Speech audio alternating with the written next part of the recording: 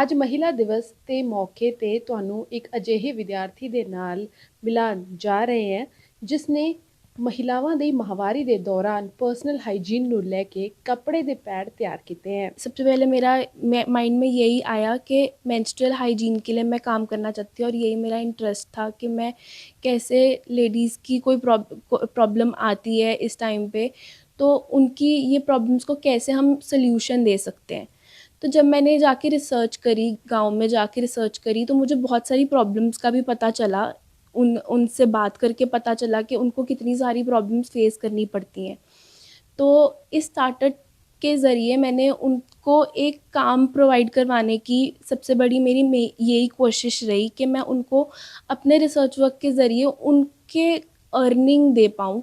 साथ ही साथ उनके जो उनको हेल्थ प्रॉब्लम्स आ रही हैं मेंस्ट्रुअल हाइजीन के रिलेटेड, जो वो मतलब जो वो कपड़ा वगैरह इस्तेमाल कर रही हैं, वो बिल्कुल गलत कपड़ा इस्तेमाल कर रही थी। तो वो सारे मिथ्स वगैरह ब्रेक करना, कि वो उनको समझाना कि वो कैसे सही चीज़ का इस्तेमाल करें। तो मैं उनको सेशंस वगैरह देती हूँ ताकि वो लोग अपनी ज़िंदगी में इस प्रॉब्लम को फ़ेस ना कर पाएँ, इससे रिलेटेड जो भी प्रॉब्लम्स हैं वो फ़ेस ना कर पाएँ। तो मैं सेशंस लेती हूँ और उनको ये भी सिखाती हूँ कि कैसे वो कपड़े के क्लॉथ पैड बना सकती हैं, और उस क्लॉथ पैड को बना के कैसे वो खुद भी इस्तेमाल कर सकती हैं, और साथ में कैसे ही वो अपने जो आस-पास के लोग हैं, आस-पास की महिलाएँ हैं, उनको भी जागरूक कर सकती हैं कि वो भी क्लॉथ पैड बनाएँ एंड उनको बेचें आगे। क्योंकि देखो, ये बिल्कुल वास्ट कंसेप्ट है वो, और सिलाई-कढ़ाई करना एक ऐसी चीज़ है जो गाँव में आम तौर पे महिलाओं को आती है। तो उनके इस कला को हम और जागरूक करके इस्तेमाल कर सकते हैं, और सिलाई-कढ़ाई की मशीन सबके घरों में होती है मोस्टली गाँव में। तो मेरा ये मेन मोटिव था कि वो लोग उसी मशीन का इस्तेमाल करें और उस मशीन से ही वो कला को बाहर निकालें।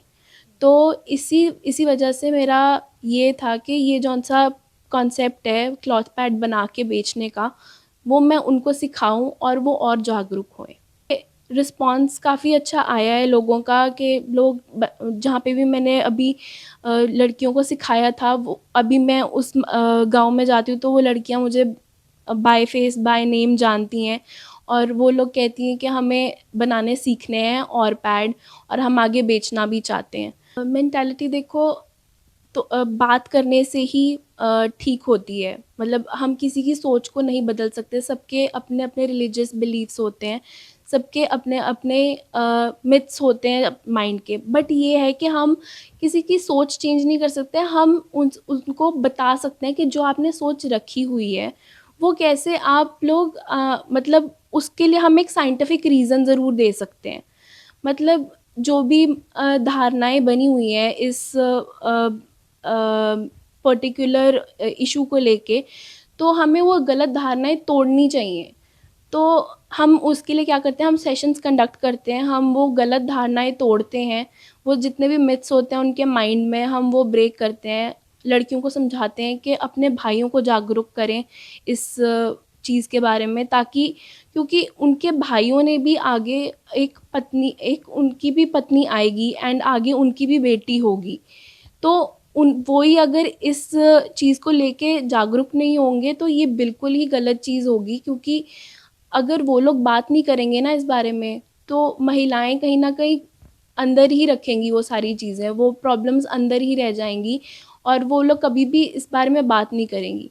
ये जैसे बोला जाता है कि कपड़ा यूज़ करना हमारे सेहत के लिए ठीक नहीं है, ये भी एक बिल्कुल गलत धारणा है, क्योंकि जब तक हम एक कपड़े के साथ मतलब कपड़े आप जौन-सा कपड़ा यूज़ कर रहे हो, वो एब्ज़ॉर्बेंट है, और उस कपड़े में कोई भी किसी भी तरह का कोई वो नहीं है, मतलब अगर आप उसको टाइम टू टाइम साफ़ कर रहे हैं उस कपड़े को, और वो कपड़े को आप डिसइन्फेक्ट करते हैं और उसको अच्छे से धोते हैं यूज़ करने के बाद, तो कपड़ा यूज़ करना कोई गलत चीज़ नहीं है, आप उसको आराम से कभी भी यूज़ कर सकते हैं और उसको धूप में डालें ताकि उसके जितने भी कीटाणु हैं वो मरें।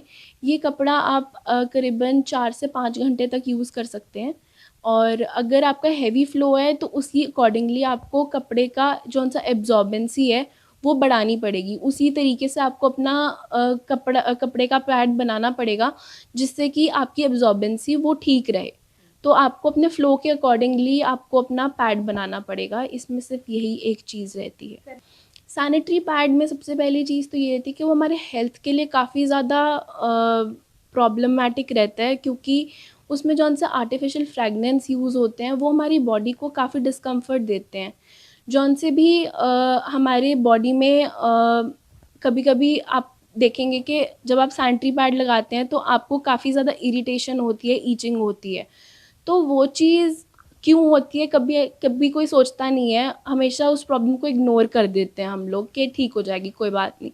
बट वो चीज़ क्यों होती है कि कभी हमने सोचा है कि क्यों होती है?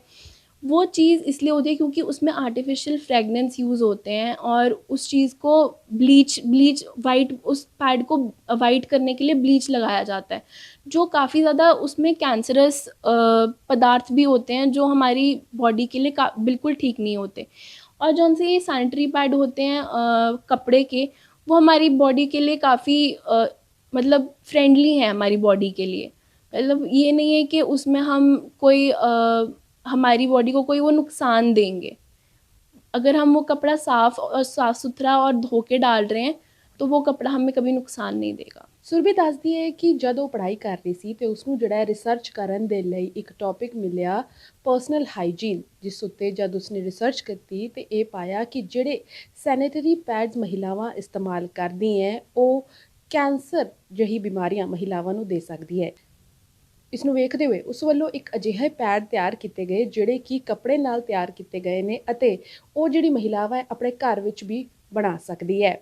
ਫਿਲਹਾਲ ਸੁਰਭੀ ਨੇ ਆਪਣੇ ਨਾਲ ਕਈ ਹੋਰ ਮਹਿਲਾਵਾਂ ਨੂੰ ਜੋੜਿਆ ਹੈ, ਖਾਸ ਕਰਕੇ ਉਹ ਮਹਿਲਾਵਾਂ ਜਿਹੜਾ ਕਿ ਕੋਈ ਰੋਜ਼ਗਾਰ ਕਰਨਾ ਚਾਹੁੰਦੀ ਹੈ। ਉਹਦਾ ਕਹਿਣਾ ਹੈ ਕਿ ਉਹ ਆਪਣੇ ਬਿਜ਼ਨਸ ਨੂੰ ਐਕਸਪੈਂਡ ਕਰਨਾ ਚਾਹੁੰਦੀ ਹੈ ਤਾਂ ਜੋ ਹੋਰ ਲੋਕੀ ਵੀ ਉਹਨਾਂ ਦੇ ਨਾਲ ਜੁੜਨ ਤੇ ਲੋਕਾਂ ਦੇ ਦਿਮਾਗ ਵਿੱਚ ਜਿਹੜਾ ਇਹ ਮਿਥ ਹੈ ਕਿ ਕੱਪੜਾ ਇਸਤੇਮਾਲ ਮਾਹਵਾਰੀ ਦੇ ਦੌਰਾਨ ਨਹੀਂ ਕਰਨਾ ਚਾਹੀਦਾ, ਉਹ ਵੀ ਦੂਰ ਹੋਣ। ਸੁਰਭੀ ਵੱਲੋਂ ਕੀਤੇ ਜਾ ਰਹੇ ਇਹ ਕੰਮ ਸਨਮਾਨਯੋਗ ਹੈ ਕਿਉਂਕਿ ਹਾਈਜੀਨ ਜਿਹੜੀ ਹੈ ਉਹ ਸਭ ਤੋਂ ਜ਼ਿਆਦਾ ਇੰਪੋਰਟੈਂਟ ਰਹਿੰਦੀ ਹੈ ਅਤੇ ਮਹਿਲਾ ਦਿਵਸ 'ਤੇ ਉਹਨਾਂ ਨੂੰ ਅਸੀਂ ਵੀ ਸਲਾਮ ਕਰਦੇ ਅਤੇ ਉਹਨਾਂ ਦੇ ਨਾਲ ਹੋਰ ਵੀ ਲੋਕ ਜੁੜਨ ਇਹੀ ਉਮੀਦ ਕਰਦੇ ਹੈ। ਚੰਡੀਗੜ੍ਹ ਤੋਂ ETV ਭਾਰਤ ਦੇ ਲਈ ਪੂਜਾ ਵਰਮਾ ਦੀ ਰਿਪੋਰਟ।